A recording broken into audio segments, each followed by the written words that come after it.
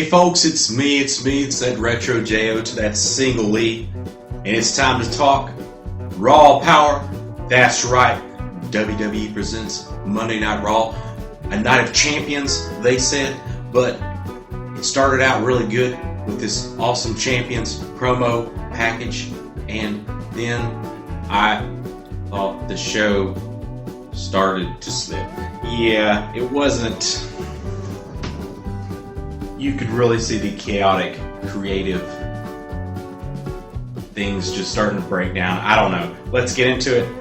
The show starts with Drew opening up Raw, with Ziggler coming out because Ziggler has been traded to Monday Night Raw for AJ Styles with his partner, Bobby Roode. That's right, Mr. Glorious himself. A 2-for-1 Dillaroni, I guess. He demands his shot at the belt. So Extreme Rules, we're going to see Dolph Ziggler versus Drew McIntyre. Then we have something so stupid that it almost breaks my brain. It makes the neurons inside of my skull, just the synaptic responses just break apart. Nia Jax, okay, in the ring, sitting on a chair, refusing to move after she claimed she was screwed out of her opportunity at her rematch last week by the referee doing that fast count.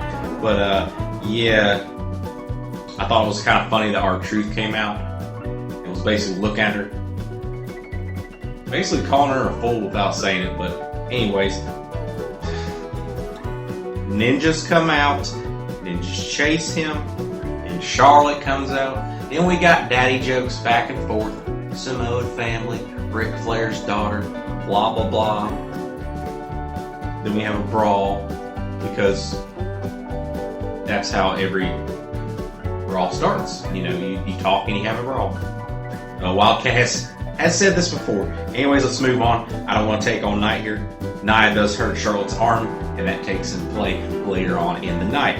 We have match number 1, the Raw Tag Team Championship of the Street Profits versus the Viking Raiders. I actually thought this was a good first match. Both of these teams are very good in the ring, but to me, I thought it was a bit too short. Even though it was good, it was too short. I thought. I did not expect the Profits to win, which they did. And after this, another in-ring beatdown. Angel Garza and Andrade beat them down after, because they are looking for their chance at those prestigious, I can do anything you can do better type championship belts. Yes. So let's move on to match number 2. We have the Raw Women's Championship. Like I said before, this plays into earlier when Nia Jax is injuring Charlotte's arm. And we have Asuka versus Charlotte. This was an average match, nothing super special. Charlotte ends up tapping through the Asuka lock, which is great. Asuka needs those wins over Charlotte. And it wasn't unexpected. Like I said, it wasn't unexpected because of the injury sustained earlier from Nia Jax. Blech. Get this woman off Raw. Come on, guys. Y'all are slipping really bad by not listening to your fans and getting rid of this monster. So then after this, we have a promo from the rated PG superstar who claims he's now the rated R superstar because Randy Orton brought this upon himself, and he's coming for you, Randy, after he's healed from his injury, his torn tricep. By the way, also after this, probably kayfabe, but Charlotte appears to be injured and out for some time. Yay! Yeah. Now we go on to match number 3, the 24/7 Championship. This was silly. R-Truth versus Takira Tozawa. Was not really a match, we'll just say that much. Lashley attacks Truth pretty much before this match starts. Takira slides in the ring, steals the belt, so the new 24/7 Championship now belongs to Takira Tozawa and his Vanilla Ice Go Ninja Go clan, I guess. I don't know. It's kind of crazy. Match number 4, we have Natalya versus Liv Morgan. This was a very short squash match by submission, and Talia will take the win on this one. And we have Lana out there because she's always looking on to latch on to that winner. Can't say the word, but you know what I'm saying. Latch on to something. She's got to be famous somehow, so she tries to latch on to everybody she can. After this, we have a promo by Mr. Ric Flair with Randy Orton in the ring, where he is going to announce Randy Orton as the greatest wrestler ever. We have the Big Show interrupt this thing and basically starts a feud between the Big Show and Randy Orton. So there we go. He claims to be Legend Killer, and Big Show is a legend, and we're going to see something come out of this. Match number 5, we have the Women's Tag Team Championship. Bayley and Sasha Banks versus the Iconics. We've seen Bayley and Sasha defend this title on multiple occasions in the last week and a half.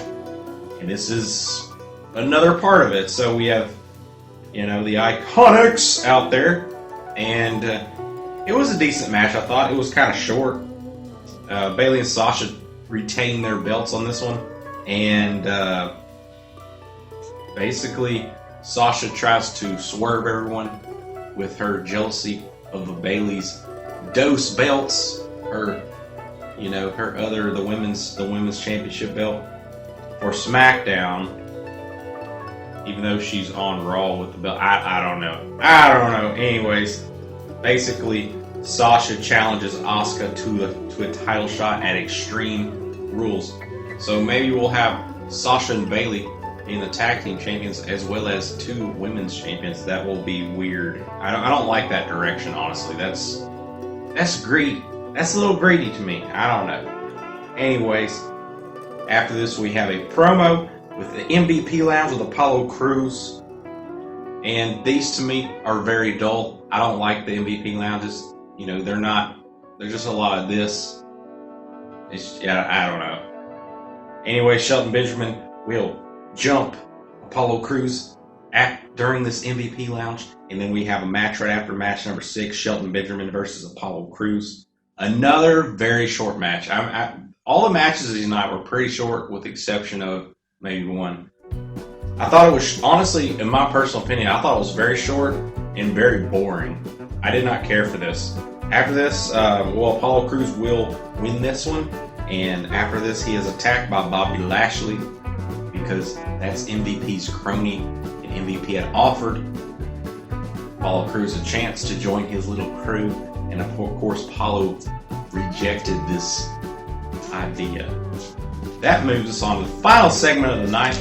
Rey Mysterio and Dominique in the ring addressing Seth Rollins and his goons.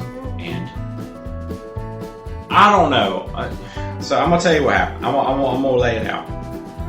So basically, Murphy and Austin Theory come out after Seth, comes out and talks for a minute. And they go to attack Rey Mysterio and Dominique. Start to overpower them. Aleister Black and Humberto Carrillo come out, save the day, and chase the cronies away. So, I've got a huge problem with this. I like the new dark turn of Seth Rollins, but this story has been done before. If y'all remember, Brock Lesnar was doing the same thing with Dominic before. This whole Dominic Mysterio thing, I'm not buying it, WWE. You're recycling ideas. You're not being what your team is called in the back. It's called creative, not copiers. Creative. I know everything's been done before, but there's got to be a different way to approach Rey Mysterio. Rey Mysterio in storylines is very, very boring to me, and I wish they would do something better with this guy with this type of skills he has. Rey Mysterio will be in the Hall of Fame, but they're kind of burying him with these family stories. It needs to take a new direction. That's all I'm saying. That was all for Raw. Overall, I didn't really like this one. I thought this is a throwaway Raw, even though they tried to start it out strong with the whole championship, Night of Champions, whatever. Didn't buy it. Didn't care for the show. Maybe 1 or 2 spots I enjoyed. The Edge spot was pretty good. Yeah. First match was alright. The rest of it I could have taken it or leave it. Anyways, that's all for Monday Night Raw. We'll catch you on the Wednesday Night War coming up next. So, stay safe out there, be good to each other, and remember to keep it retro.